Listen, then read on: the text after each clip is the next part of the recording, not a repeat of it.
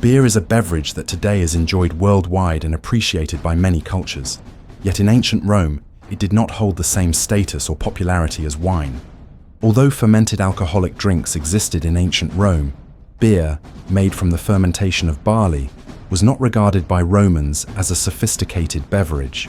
Pliny the Elder, a prominent Roman writer and naturalist, referred to beer as barley wine. He spoke of the drink with disdain and did not deem it worthy of note. For Pliny, beer was an inferior beverage, and he mentioned only briefly its properties, such as the fact that its foam was thought good for the skin of the face. However, he soon shifted his attention to wine, which was widely appreciated by Romans and considered a noble drink essential to Rome's social and religious life. In his natural history, specifically in Book 18, Pliny used the term cerevisia to designate beer. That word is rooted in Ceres, the Roman goddess of agriculture, especially linked to the cultivation of grains such as wheat, barley, and other cereals. Tacitus, in his work Germania, chapter 23, also mentioned beer, but only to comment on the customs of other peoples, such as the Germans.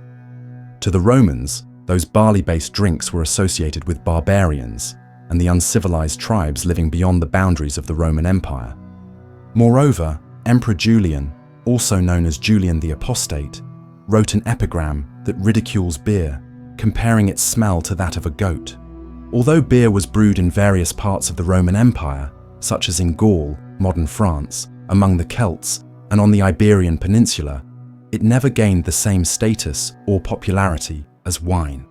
Wine was the Romans' favorite drink, consumed in great quantity at meals, festivities, and even in religious ceremonies. Nevertheless, some Roman legionaries, especially those stationed on the frontiers, enjoyed drinking beer, usually in the provinces of the empire where grape cultivation was difficult. The Vindolanda tablets, discovered in the ruins of a Roman fort in Britannia, include a letter written by a cavalry decurion named Masculus. In it, he politely requested that beer be sent to his garrison because they had depleted all their previous supply. In addition, the Roman general and politician Agricola, who served as governor of Britannia in the 1st century CE, also had a fondness for beer.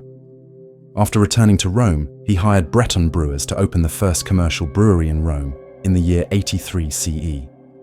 But these were only isolated cases. After the Christianization of the Roman Empire, which culminated with the Edict of Milan in 313 CE, wine, already strongly linked to religious rites, grew even more important when it was incorporated into the sacrament of the Eucharist.